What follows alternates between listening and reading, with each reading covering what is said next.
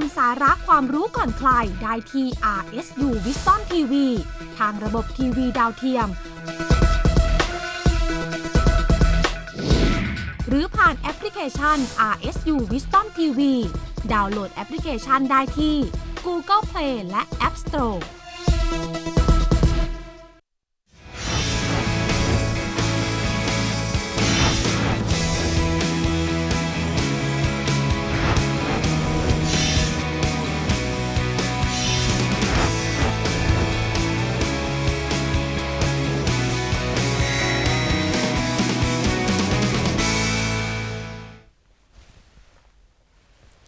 Sawadika, hello and welcome. You're watching ASEAN Challenge, the bilingual show to give the latest hot headlines and hot news and hot topics happening around your ASEAN bloc. I'm Rosalyn Tepawan. สวัสดีครับท่านผู้ชมครับขอต้อนรับเข้าสู่รายการ ASEAN Challenge นะครับรายการแบบ bilingual หรือว่า2ภาษานะครับที่จะเล่าเรื่องราวต่างๆที่เกิดขึ้นนะครับร้อนๆเรื่องราวที่น่าสนใจที่เกิดขึ้นรอบๆอาเซียนผมดร.ดนุวัฒน์สาคริกครับAnd the most important news of the week is the one surrounding, you could say, a very tragic situation that happened surrounding a Japanese, you could say, freelance photographer and documentary producer who has been the second victim who is beheaded by the Islamic State militants. And, a very tragic, stunning news indeed. Right, indeed. ครับก็มาเริ่มเรื่องแรกก่อนเลยนะครับในช่วงแรกของรายการช่วง ASEAN Around US นะครับก็มีเรื่องที่เป็นเรื่องสลดหดหู่ใจนะครับในรอบสัปดาห์ที่เกิดขึ้นมาก็คงหนีไม่พ้นเรื่องของการสังหารตัวประกันชาวญี่ปุ่นเป็นรายที่2แล้วนะครับเป็นตัวประกันชาวญี่ปุ่นซึ่งทำหน้าที่เป็นสื่อมวลชนแล้วก็ถูกเรียกว่าสังหารนะครับอย่างเหี้ยมโหดทีเดียวRight, and this journalist, you could say, has been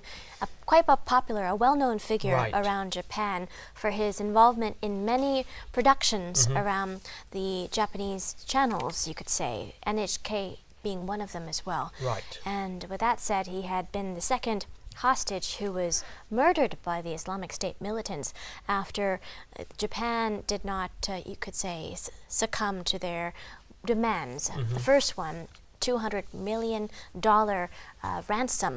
for the journalist and also the other hostage, Haruna Yukawa, as well. And apart from that, the exchange of another, you could say, person who was detained in Jordan for the journalist, but that didn't happen. So that resulted in the so-called beheading of the second Japanese hostage before the ultimate burning alive of a Jordanian pilot. Very brutal. It seems the attacks are continuing to become more and more brutal as they go. ครับใช่แล้วครับก็เป็นเรื่องที่เศร้าสลดทีเดียวนะครับเพราะว่าการสังหารตัวประกันชาวญี่ปุ่นนี้ก็เกิดขึ้นนะครับหลังจากที่ทางฝ่ายของกลุ่ม IS นั้นมีข้อเรียกร้องหรือว่าดีมานด์ไปยังทางด้านรัฐบาลของญี่ปุ่นนะครับทางด้านของผู้เสียชีวิตนะครับคุณเกนจิโกโตะนี่ก็ถือว่าเป็นบุคคลที่ชาวญี่ปุ่นเนี่ยเรียกว่าที่ผ่านมาก็ได้เห็นผลงานนะครับของการออกไปเสนอข่าวแล้วก็หลายๆคนตอนนี้ก็ร่วมไว้อาลัยนะครับผลงานของเคนจิโกโตะที่สำคัญเนี่ยทางการญี่ปุ่นนะครับโดยรัฐบาลของท่านนายกรัฐมนตรีชินโซอาเบะเนี่ยไม่ได้ตอบสนองนะครับข้อเรียกร้องหรือว่าดีมานด์ของทางฝั่งกลุ่ม IS ที่ต้องการให้รัฐบาลญี่ปุ่นเนี่ยนะครับจ่ายเงินเรียกค่าไถ่ซึ่งมีมูลค่าสูงถึง$200 กว่าล้านทีเดียวนะครับก็ส่งผลให้ตัวประกันทั้ง2ที่เป็นชาวญี่ปุ่นก็ถูกสังหารไปทีละคนนะครับ Right, and over the past couple of weeks, the Japanese government had worked quite hard to negotiate with the other group, but it seems that, according to officials, negotiations were very difficult. And according to, say, the defense minister, General Nakatani, he said negotiations were difficult. One man, 47-year-old Hisao Kudo, said he felt negotiations with the other party, there's just no way to do that because the situation is really tough. No matter how much good faith they have, it doesn't get through in negotiations. And the government had done all it can except for give in to the ransom. Exactly. Pay the ransom. Very difficult because the IS group, they control a large part in Syria and also in Iraq. And then when the civilians of countries that seem to have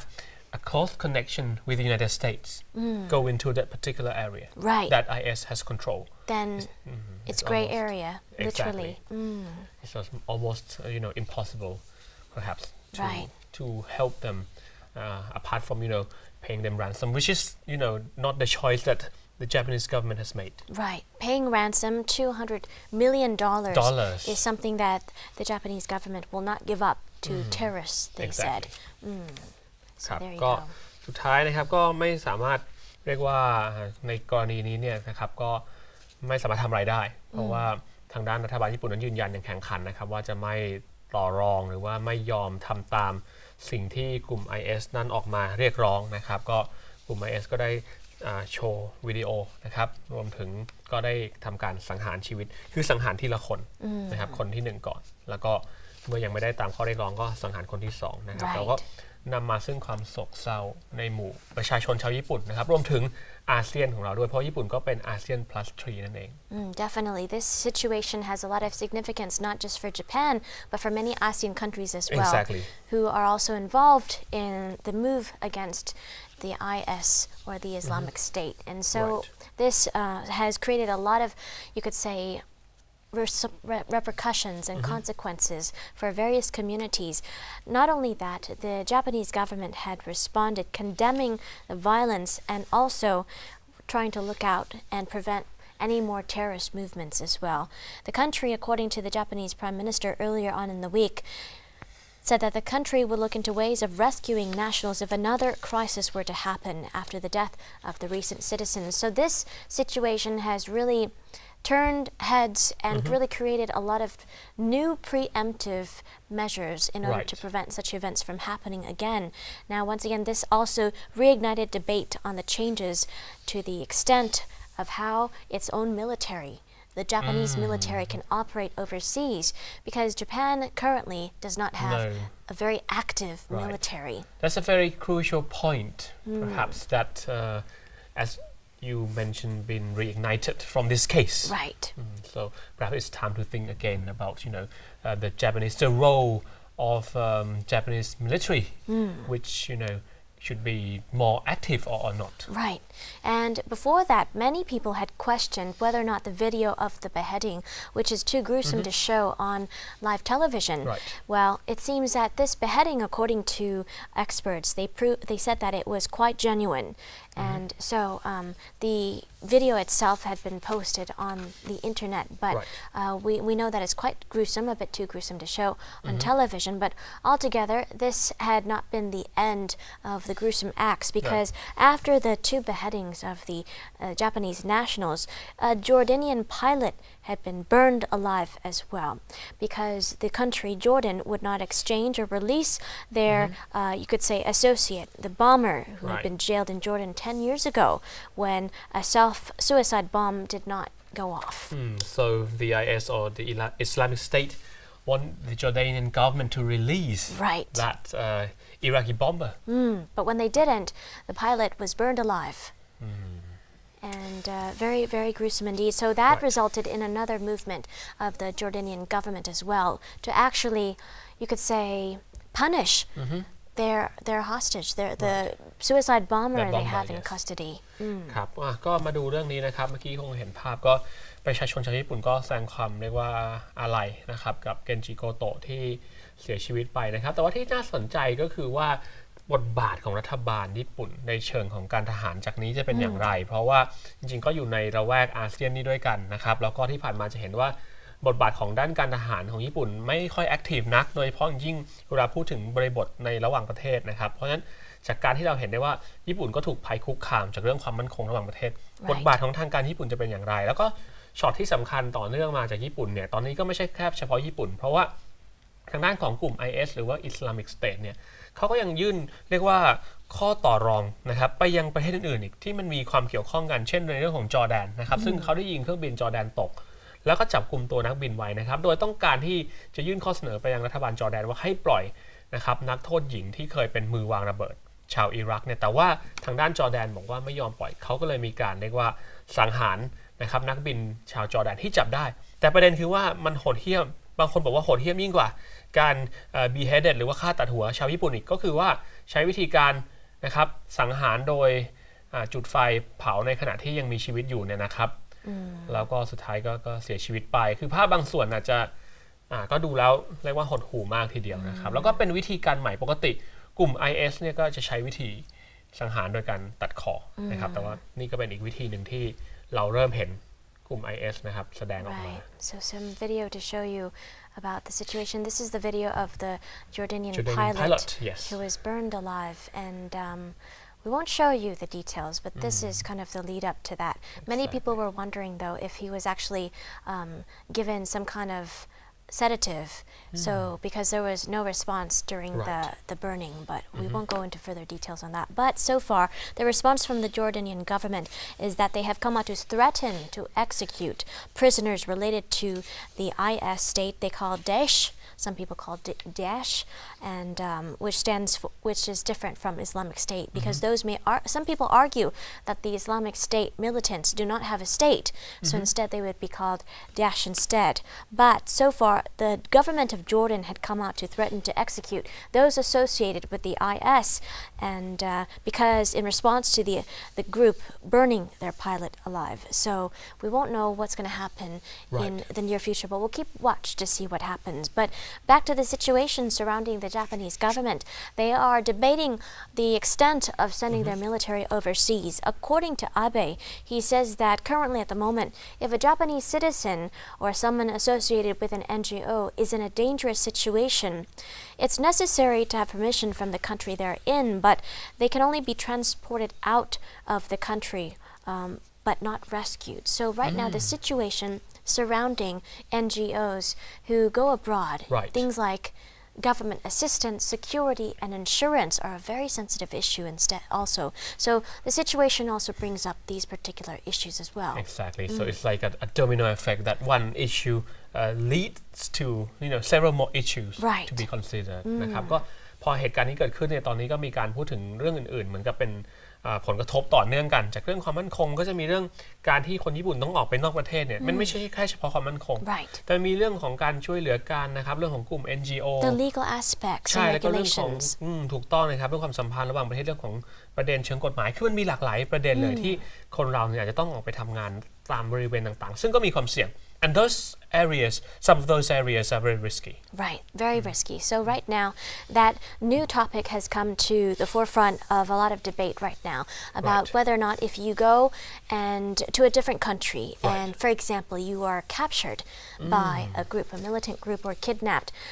who can rescue you? What officials and authority has the mandate to do so? And not just that, but insurance. What insurance do you have for the family as well involved? So a lot of details come into play. But still, Abe has voiced that he wants legislation this year to lift a ban on the military fighting overseas to be able to help allies who are under attack as well. So this is what they call a collective defense system, and the change would be one of the biggest military policy shifts since Japan had reassembled its armed forces 60 years ago after its World War II defeat. Yes, so I think from now we will see a more aggressive role of the Japanese military. Yes. We'll see kind of a reorganization of kind of military policies and military systems, not just in Japan perhaps, but in other countries around ASEAN as well. ครับก็จากนี้ไปนะครับต้องติดตามครับบทบาทของรัฐบาลญี่ปุ่นในเชิงการทหารนะครับว่าจริงๆชินโซอาเบะก็เรียกร้องให้ทางด้านของสภานะครับมีการปรับแก้กฎหมายด้วยนะครับเพื่อให้เรียกว่าการทหารของญี่ปุ่นนั้นน่ะอาจจะมีแนวปฏิบัติเชิงรุกมากขึ้นกว่านี้นะครับแล้วก็เป็นผลสืบเนื่องลองตามมาดูในอาเซียนด้วยนะครับว่าอนาคตทางด้านความมั่นคงในภูมิภาคของเรารวมถึงอาเซียนที่จะคอยบวก3บวก6ไปด้วยจะเป็นอย่างไรนะครับ Right. So we'll keep watch to see what ASEAN plus and friends do in order to secure, you could say, the borders in a way. And also secure their citizens from the threat of the Islamic State. So we'll keep you posted on more movements ahead. Meanwhile, let's go ahead and take a short break, though. Coming up, lots of hot issues in ASEAN Hot Issues. Stay tuned.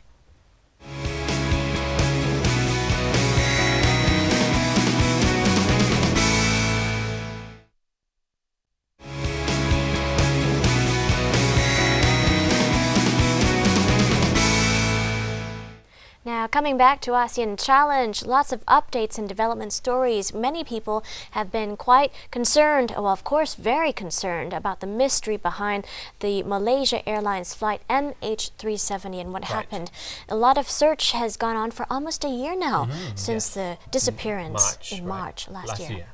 So it's been a long time. ใช่แล้วครับก็กลับมานะครับช่วงอาเซียน Hot Issues นะครับไปดูเรื่องแรกนะครับประเด็นที่หลายๆคนตั้งคำถามกันมานานนะครับร่วมปีนะครับก็คือเรื่องการหายไปของสายการบินมาเลเซียแอร์ไลน์ MH370 ซึ่งก็เกือบครบ1ปีแล้วนะครับเพราะว่าสูญหายไปตั้งแต่เดือนมีนาคมปีที่แล้วนะครับล่าสุดมีความคืบหน้าแล้ว Well, the report now, the latest update is that the government and officials have officially declared that the plane disappeared. Well, it's not new information, but this is the official declaration that they have stopped the search for MH370 and they have declared the plane disappeared, missing, and really there's no solution. Despite lots of tip-offs, you could say, and lots of initial pieces of evidence of pieces and particles of the plane floating in the sea, there was still no success in retrieving those objects. Small or large pieces. Not at all. So a big mystery indeed. So Malaysia had officially come out to declare all the passengers on board on the plane as well have gone missing, have lost their lives, and are now paving the way for compensation to actually officially begin. Because compensation can't exactly begin until the government declares some kind of conclusion to the plane incident. ก็เรื่องมาเลเซียแอร์ไลน์นะครับไม่ได้มีข้อมูลใหม่เพิ่มเติมนะครับท่านผู้ชมแต่ว่าเป็นข่าวใหม่ที่เกิดขึ้นเพราะว่าล่าสุดทางด้านของรัฐบาลมาเลเซียนะครับก็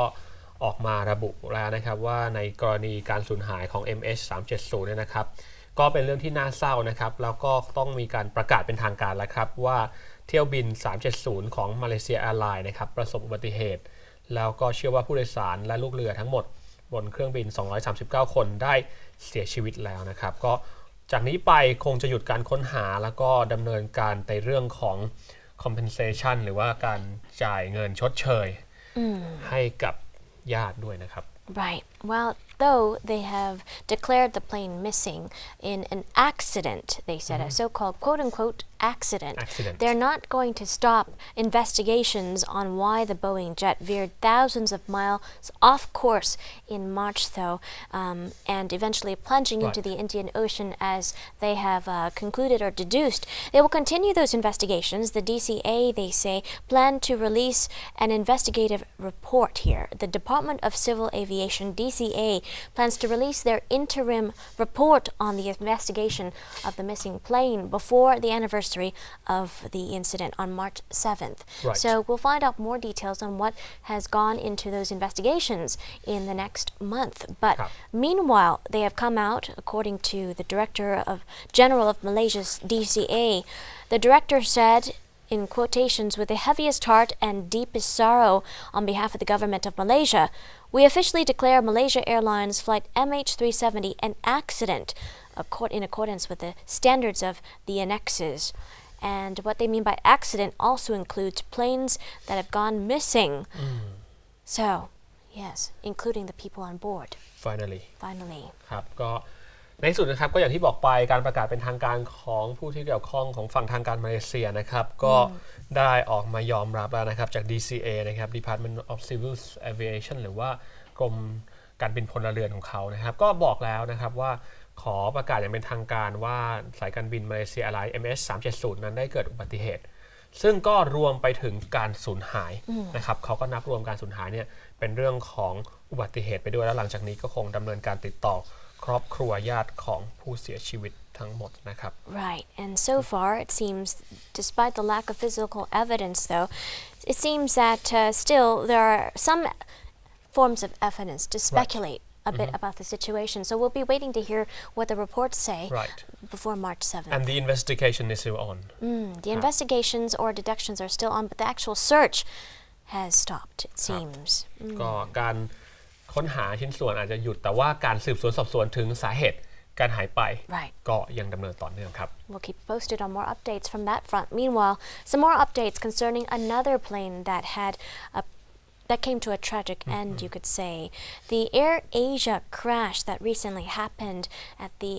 as well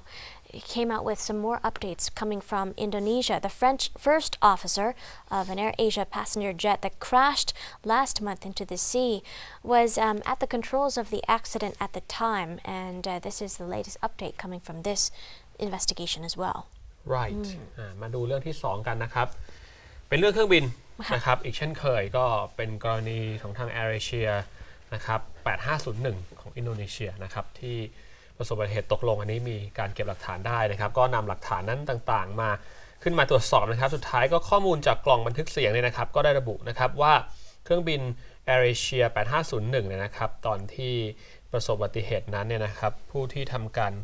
บินก็เป็นนักบินนะครับผู้ช่วยนักบินชาวฝรั่งเศสนั่นเองนะครับหรือว่าเป็น first officer นะครับก็เป็นผู้บินอยู่ในขณะนั้น Definitely a bad year for planes. Last end of December 28th, Right. the AirAsia plane had gone missing for a bit of time after, you could say, flying off 45 minutes into the skies, and then because of bad weather, it seems, the Airbus A320 vanished from the radar screens and eventually crashed into the Java Sea, it seems. And with that said, investigations have continued as to the cause of the accident, whether it was because of weather or what else. Right. And so the latest update into these investigations is the fact that a co-pilot was flying at the time of the crash. And from this evidence, the investigators and divers and searchers, the search team Right, had the search come team. to find evidence Yeah. from the black So box. the investigation is made easy because the search team could find the black box, Right. which is actually not black. It was orange. Yes. Right. The black-orange box, called the black box. And the voice record Right. is in that box. So apparently the cockpit voice and flight data recorder showed that the plane had been cruising at a stable altitude before the crash happened, which was quite sudden. That's the important clue for, a plane crash investigation. Right, definitely. So we'll keep posted on this situation as well as the investigations continue. Right. ครับก็ในเรื่องของ AirAsia 8510เนี่ยนะครับข้อดีก็คือว่าสามารถใช้ทีมที่ค้นหาเนี่ยไปพบเจอกล่องดำนะครับกล่องสีส้มเนี่ยแหละนะครับแล้วก็มันมีเรื่องของการบันทึกเสียงของห้องนักบินนะครับหรือว่าคอกพิทเนี่ยในขณะที่ทำการบินก็เลยใช้ข้อมูลตรงนั้นเนี่ยนะครับมาทำการ investigate หรือว่าสืบสวนสอบสวนต่อไปแต่ว่าการค้นหาต่างๆเนี่ยการสืบสวนก็ยังดำเนินอยู่นะครับ Right. Not just that, but so far the divers investigations into this case are continuing. Unlike the Malaysia Airlines case, this case here, this tragedy, well, investigators are still searching for the fuselage area of the plane, but they're hoping to find more details and more information and evidence from that area. But because of the rough waters, the cold weather as well as the poor visibility, it seems that the search efforts had been hampered and it took more time. Weather is always a barrier for search. Indeed. So definitely we'll keep you posted on more coming from that report. But moving on to other news still in Indonesia here. Some heavy news, still on a heavy note. The Indonesian Attorney General has come out to say 2 Australians are next on their executions list. ครับมาดูเรื่องที่ 3 กันบ้างนะครับก็ยังเป็นเรื่องประเด็นที่เข้มข้นอยู่นะครับไปดูทางด้านอินโดนีเซียกันต่อเลยนะครับล่าสุดทางด้านอินโดนีเซียก็เตรียมที่จะประหารนะครับนักโทษคดียาเสพติดที่เป็นชาวออสเตรเลียซึ่งได้รับการเปิดเผยมาจากทางด้านของอัยการประเทศออสเตรเลียครับ Right. Indonesia has a very strict, you could say, regulation and system against drug traffickers. So 2 Australian men named Yuran Sakrumaran and also Andrew Chan have been convicted of drug offenses, and they are on the execution list next. And this is the 2 men's second request now for a judicial review after the first one had failed in 2010. So the thing is, under Indonesian law, only one judicial review can be accepted, and so pretty much they are on you could say the fork in the road, on the border point, on the fence now. The death penalty itself had drawn lots of criticism from human rights activists, both at home and abroad, but still, the execution will continue, it seems, including foreigners. สำหรับเรื่องนี้นะครับชาวออสเตรเลีย2 คนที่อยู่ในลิสต์นะครับที่จะเตรียมที่จะโดนประหารชีวิตก็คือ นายเมียรันสุคุมารันนะครับแล้วก็อีกคนหนึ่งก็คือแอนดรูจานนะครับหรือแอนดรูชานนั่นเองนะครับก็ทั้งคู่เนี่ยเป็นผู้นำแก๊งค้ายาเสพติดนะครับประเด็นที่น่าสนใจก็คือว่าเรื่องของการประหารชีวิตนั้นก็เป็นประเด็นที่หลายๆคนอาจจะวิเคราะห์วิจารณ์ไปได้ว่ามันอาจจะขัดกับหลักของสิทธิมนุษยชนหรือเปล่าแต่ว่าในกรณีของอินโดนีเซียเขาก็มีกฎหมายที่เข้มงวดแล้วก็รุนแรงที่กำหนดบทลงโทษกับคดีที่เกี่ยวกับการค้ายาเสพติดนะครับก็เรียกว่าเป็นประเด็นที่ต้องจับตามองกันเลยนะครับเพราะว่ารัฐบาลอินโดนีเซียเนี่ยมีท่าทีที่ค่อนข้างดุดันนะครับกับคดีเรื่องของยาเสพติดด้วยนะครับRight. So it seems that the situation follows a recent death penalty execution that happened on January 18th. During that time, just a few weeks ago, actually, Indonesia had executed 6 convicted drug traffickers. 5 were foreigners, and it was all by firing squad. And this action had prompted Brazil and Netherlands to recall their ambassadors. Yes. Remember, Nigeria summoned the Indonesian ambassador in Abuja as well.So this here is the second movement of execution, and Indonesia had resumed this movement after a 5-year gap, this death penalty, since 2003. It seems that many governments, whose citizens have been subject to execution in Indonesia already try to help, their citizens. But, again, I think... To no avail. Right. Finally, the Indonesian government did not,give any pardon or forgiveness. Not just that, but the new president, Joko Widodo, yes. or Jokowi as we call them, who took office in October, he also pledged no clemency to drug traffickers as well, considering he's a more modern, he's taken on a more modern approach to politics though. Despite that, he's still quite conservative when it comes to drug trafficking and also,you could say punishments for drug traffickers. So still, Malaysia handles drug traffickers with an iron fist, for sure. ครับก็เข้มข้นแข็งกร้าวทีเดียวสำหรับท่าทีอินโดนีเซียนะครับก็ทางด้านประธานาธิบดีโจโควิโดโดถึงแม้ว่าจะเป็นคนที่เป็นคนรุ่นใหม่เพิ่งเข้ามารับตำแหน่งใหม่ก็ตามแต่ว่าท่าทีต่อการจัดการปัญหายาเสพติดเนี่ยก็เข้มข้นทีเดียวนะครับDefinitely, and so we'll keep you posted on more details coming from Indonesia as we go. As it seems they are the next on the list. That means there's a long list indeed. We'll keep you posted on what's happening over there. But we go from Indonesia now over to the Philippines here, where policemen and authorities had found the bodies now of Filipino policemen who were killed in a recent clash with Muslim rebels in the southern area. The bodies had been airlifted back to Manila earlier on.as families come out to demand justice for those who were killed. ครับมาดูอีกข่าวหนึ่งกันบ้างนะครับจากอินโดนีเซียนะครับมาดูที่ฟิลิปปินส์บ้างนะครับฟิลิปปินส์นั้นได้ลำเลียงร่างของตำรวจนะครับที่เสียชีวิตมาประกอบพิธีนะครับอย่างสมเกียรติเลยเป็นกรณีที่ไปปะทะกับกลุ่มกบฏแล้วก็เสียชีวิตนะครับแล้วก็มีพิธีการให้อย่างสมเกียรติสมศักดิ์ศรีทีเดียว What happened there was a misencounter. It was kind of a surprise ambush, you could say, because police were trying to go and search for a particular person who is involved in militant activity and involved in suicide bombings, you could say, that resulted in lots of casualties many years ago. A bomb expert, Malaysian bomb expert, who was in hiding in that area. But during their search, police had encountered the Moro Islamic Liberation Front fighters who perhaps misunderstood the situation, resulting in a huge, you could say, shootout that lasted for quite some time, killing many policemen and also, of course, some locals as well. At that time, more than 44 Filipinos police has lost their life. Right.So the situation had been quite dire, and that said, though, it seemed to sound like an accident. But still, this had hampered, or you could say, really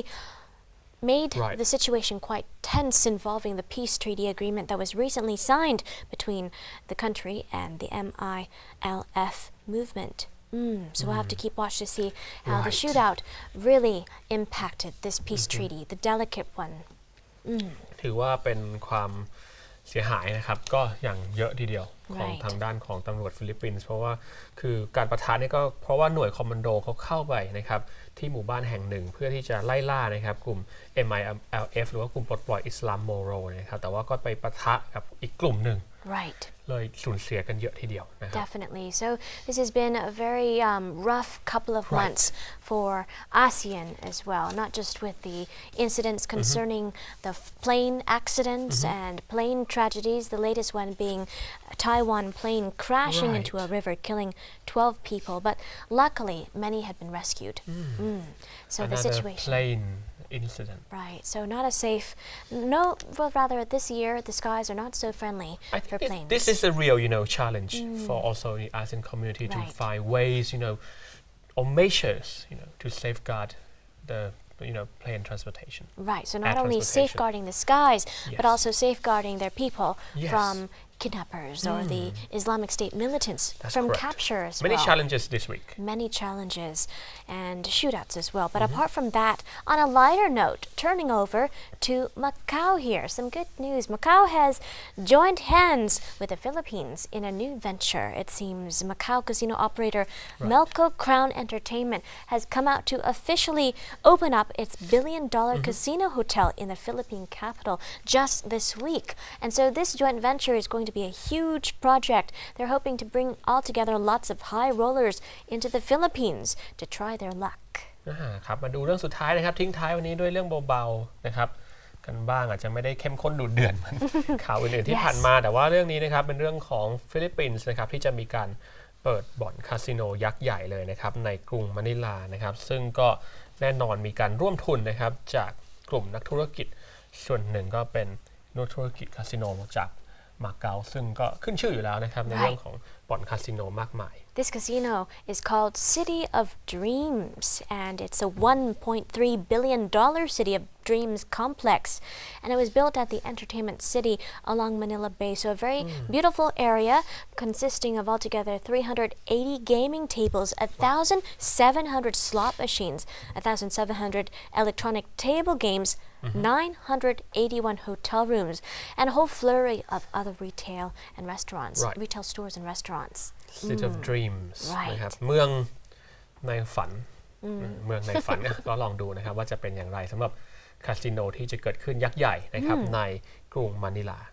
ด้วยเงินลงทุนเป็น$1,000,000,000 เลย Right. There seems to be a big demand, a growing demand in Asia for entertainment, you could say, and recreation. And so you could say accommodating these demands, different countries are joining hands here and also trying to create big projects like, for example, several known brands like Nobu, DreamWorks, Hyatt and popular club group Pangea is one of several of the main attractions here. Many attractions นะครับมีเรียกว่าสิ่งที่จะดึงดูดตาดึงดูดใจจากหลากหลายที่จะเกิดขึ้นนะครับในคาสิโนแห่งใหม่ที่มะนิลา City of Dreams นะครับ Right. So this City of Dreams didn't take very long to build, roughly 2 years. Right. ก็อีกไม่นานคงได้เรียกว่าสัมผัสกันนะครับ So anyone going to Manila definitely try to visit the Vegas-like City of Dreams in the heart of Manila. ใช่แล้วครับก็ไปลองดูได้นะครับในอนาคต Yes, indeed. Well, with that said, that wraps up the ASEAN hot issues for now. Coming up next is ASEAN Calendar, your list of events for the next week. Stay tuned.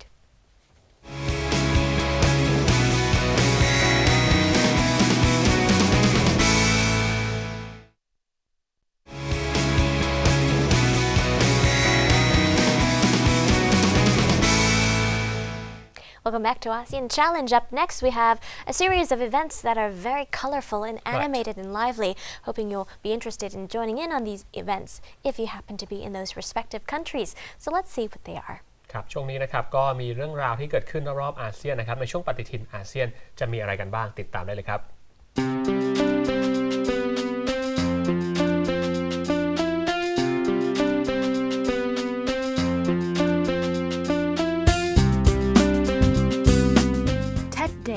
Vietnamese New Year. The festival which best epitomizes Vietnam's cultural identity is Vietnamese New Year, or Tet, which is the phonetic deformation of Tiet, a Sino-Vietnamese term which means joint of a bamboo stern, and in a wider sense, the beginning of a period of the year. The passage from one period to the next day may cause a meteorological disturbance in heat, rain, or mist that must be exorcised by ritual sacrifices and festivities. There are many Tets throughout the year: Mid-Autumn, Vietnamese New Year, Cold Food Vietnamese New Year, etc. But the most significant of all is Vietnamese New Year, which marks the Lunar New Year. Vietnamese New Year occurs somewhere in the last 10 days of January or the first 20 days of February, nearly halfway between winter solstice and spring equinox. Vietnamese celebrates Tet on February 14th as the first day of the Lunar New Year. Although the Lunar New Year is observed throughout East Asia, each country celebrates Vietnamese New Year in its own way, in conformity with its own national psyche and cultural conditions. For the Vietnamese people, Vietnamese New Year is like a combination of Western Saint Sylvester, New Year's Day, Christmas, Easter, and Thanksgiving. It is the festival of purity and renewal.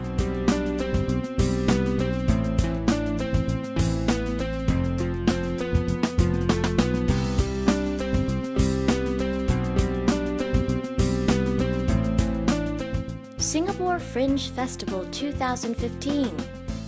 Every year this festival brings intimate, affordable, quality theater and audiences here, accompanied by a host of free programs.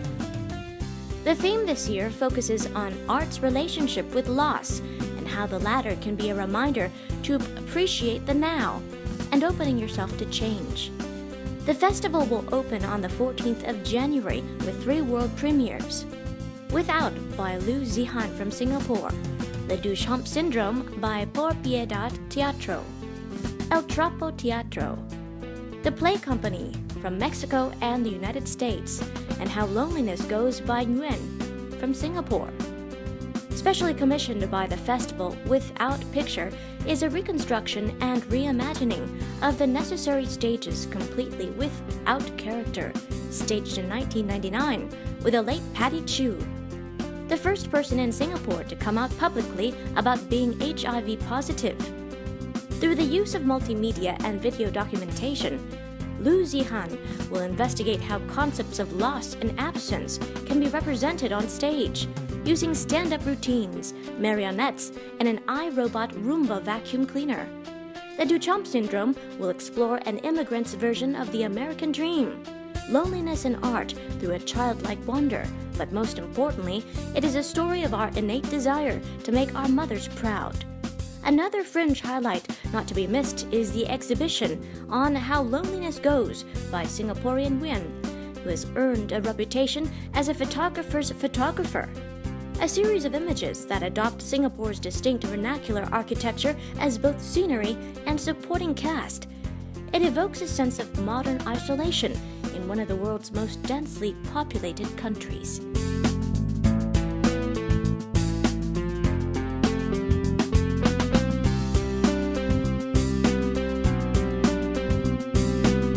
Myanmar Union Day. The Union of Myanmar, also known as Burma, has declared February 12th a national holiday. Union Day commemorates the day in 1947 that Bokyok Aung San, a Burmese nationalist leader, helped to unify all of Burma. When Britain annexed Burma in 1886, the country was not unified. Central Burma was inhabited by Burmese people, while the outlying areas were inhabited by ethnic minorities. The British continued to govern Burma into the 20th century. In the 1930s, Aung San led student protests, causing the British government to imprison him. He fled to Japan in 1940, returning in 1941 with the invading Japanese as head of the Burma Independent Army, or BIA. He later served as Minister of Defense in the puppet government headed by Ban Ma. Aung San became disillusioned with the Japanese and handed the BIA over to the Allies in 1945. Aung San established the Anti-Fascist People's Freedom League, or AFPFL, the Burmese political organization that led the struggle for Burma's independence from Great Britain. He emerged after World War II as de facto Prime Minister of British Burma and negotiated the agreement that won Burma its independence. On February 12, 1947, Aung San and leaders from national groups across the country signed the Panglong Agreement. That action unified Burma and demanded that the British government restore independence to all of Burma. But Aung San did not live to see it. He was assassinated on July 19, 1947, before the country officially became independent on January 4, 1948. 5 days before Union Day, an annual relay of the Union flag begins. A ceremony to mark the start of the relay is held at City Hall. The flag is carried through 45 townships before arriving at People Square on Pyeyu Road for a Union Day ceremony.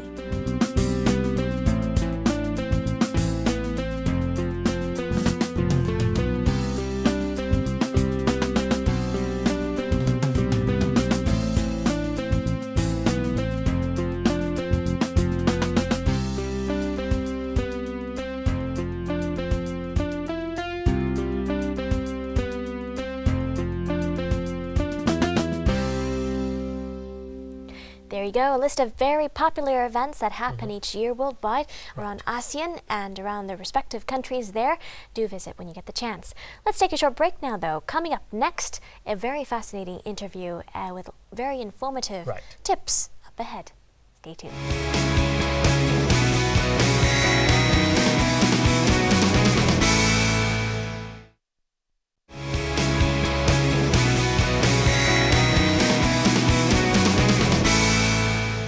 Welcome back. Up next is a very fascinating interview on human resources, on resources around ASEAN. Right, that will be, I think, very beneficial to anyone who are working at the moment, especially for the HR. Right, good to know. Let's find out.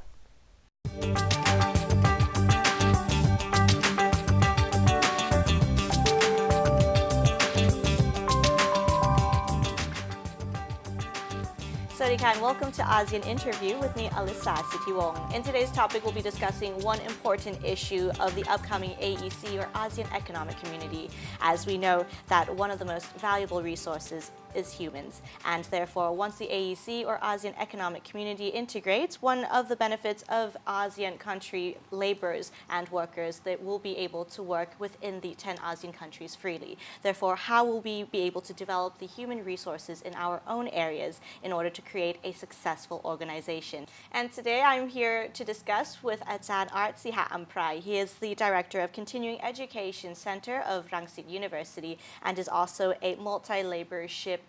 consultant. Sawadee ka. Sawadee ka.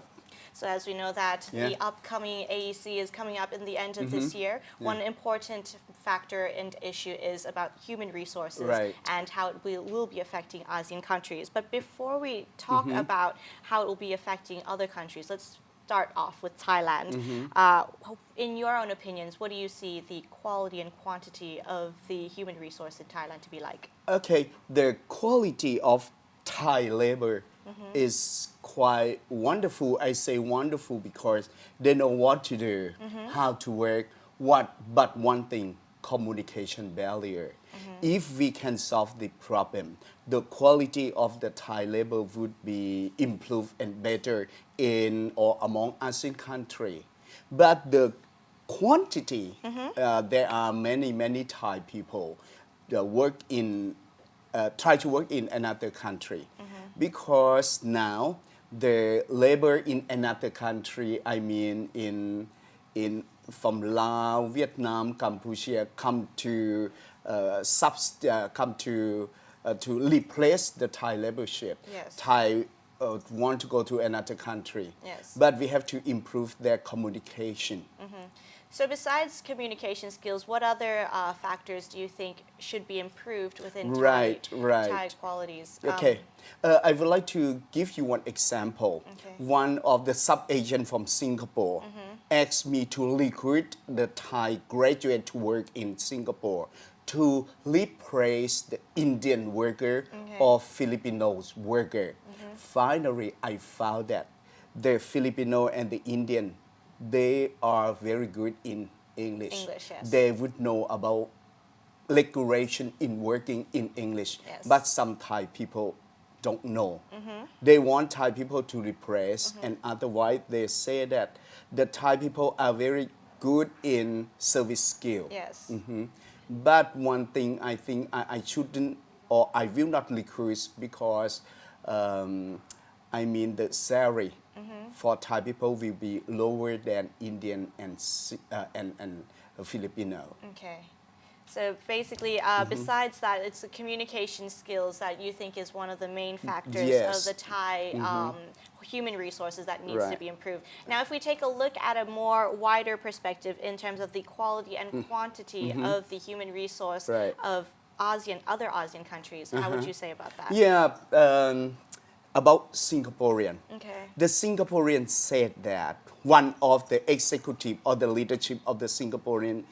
said a few years ago, when the ASEAN opened, the Singaporean would be the top leadership of every country. Yes. And the subsidized or the follower, the supervisor would be Malaysian, but the lower rank would be Thai people. The executive said that one Singaporean will have two supervisors with another 8 Thai employees. Very, very sensitive issue. And what about the other country? The leader of the Singapore said that from another countries such as Laos, Vietnam, Cambodia, Myanmar, Yes. they work in Thailand. Still laborship in Thailand. Okay. So as you're saying that some countries do have better quality of human resources, Right, than especially Thailand. the way of thinking. Because they know language, they know how to communicate, they know how to present. They would added value in terms of being a higher rank than Thai people. If the Thai people can communicate in English, we can present, we can have a meeting in English, everything would be okay. We would be able to compete with the other Right. countries. So would you say that the best countries in terms of human resource skills would be Singapore? Yes, because it is a small country. They can improve every paradigm of working skill. Okay. So how about in terms of labor? How can we standardize every country to be quite the same and standardized? The same. If the ASEAN open,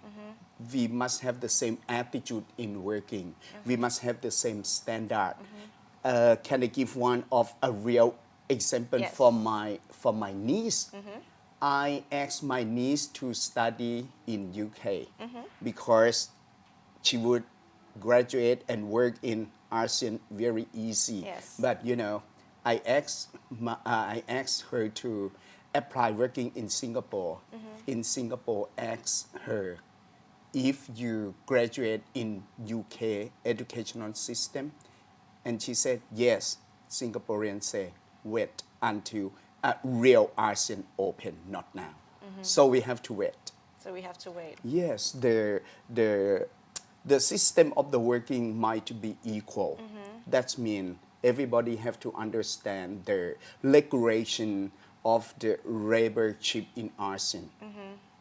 So how would you say that we should improve ourselves in order to prepare ourselves for the upcoming AEC in terms of both laborers and workers as well as other human resource skills? We have to, one thing, we have to study cross culture. We have to know each country culture, and we have to open mind. We have to open mind to know and to work or to deal with. Attitude is everything for the Thai people to adapt or adjust the other country culture. We have to understand each other well. So how would you say overall, before we end our interview, how would you say Thailand would be able to benefit from the opening of the AEC in terms of human resources? Benefit? We have only the skillful in the factory, but the skill in thinking or conceptual thinking might be another country, I think. So we might be saying that Thailand might need to have to push a little further in order to improve itself, or else they might be in trouble once the AEC opens. Especially we have to improve the mindset of working, mindset of the administration technique. We have to teach Thai people to know about analytical thinking, to make a new conceptual thinking in ASEAN. Okay.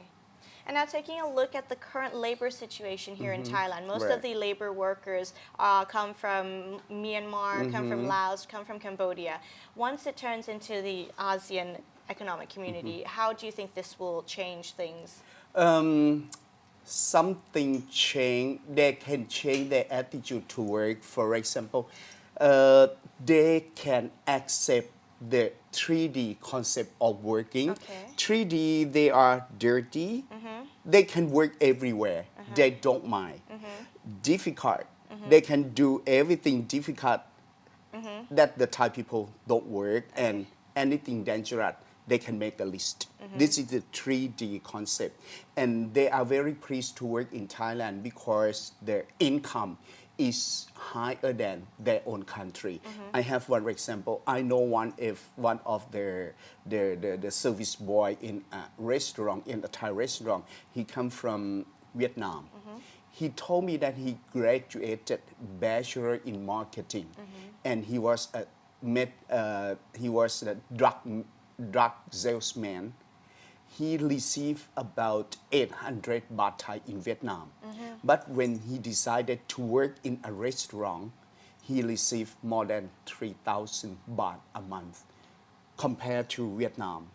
In Thailand, much more. So they decided to work here and told their friend to come to work together in the same restaurant. We could find a lot of the Vietnamese working around the Ram Kam Heng University, both Ram Kam Heng 1 and 2. And I myself found that we have got a lot of the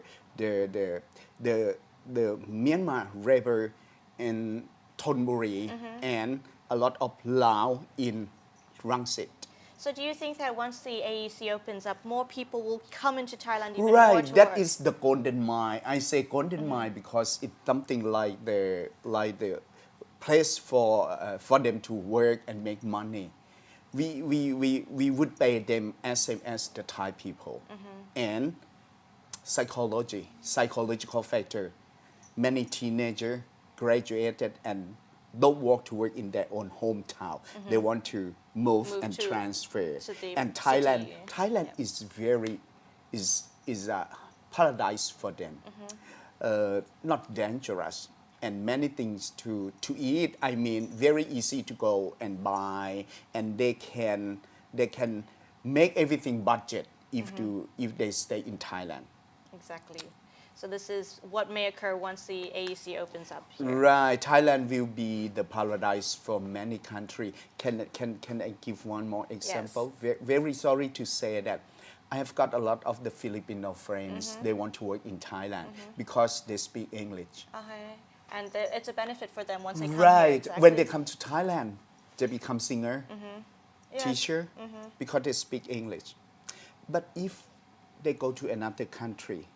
that people speak English for Singapore and Hong Kong, they might They don't work. have that competitive advantage as they would have here. They exactly. work like a maid or like a shopkeeper. But in Thailand, especially now at Pattaya, many people working as the supervisor. Okay. Right. All right. Well, thank you very much for talking to us about the labor situation, human Thank you. resources within the upcoming AEC, which is coming up at the Right. end of this Right. year, right? Right. So we now know that what Thailand has to improve on, how it should be able to prepare itself for the upcoming AEC. So Very thank good. you very much. Thank you Kat. very much. และในการสัมภาษณ์ครั้งนี้ค่ะทางอาจารย์ก็ได้กล่าวไว้ว่ารายงานของไทยถือว่าดีคุณภาพมีแต่ว่ายังขาดในส่วนของทักษะด้านภาษาอังกฤษนั่นเองค่ะถ้าพูดถึงในแง่ของ value ของแรงงานของแต่ละประเทศในอาเซียนนั้น อาจารย์ก็ให้คุณภาพอันดับ1ให้กับสิงคโปร์ค่ะรองลงมาก็คือมาเลเซียและอันดับที่3ก็อยู่ที่ประเทศไทยนั่นเองในส่วนของประเทศอื่นๆอย่างเช่นประเทศลาวกัมพูชาและพม่านั้นทางแรงงานของประเทศเขาก็ย่อมจะมา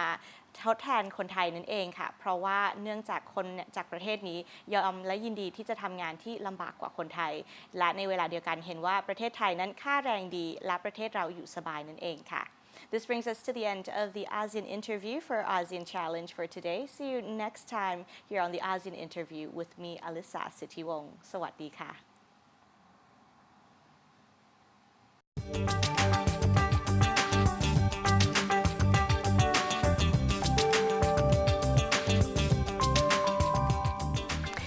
And thank you very much for that. And that wraps up ASEAN Challenge for this week. Thank you for tuning in. We'll see you again very shortly next week. But for now, we have to go. Right. สวัสดีค่ะ สวัสดีครับ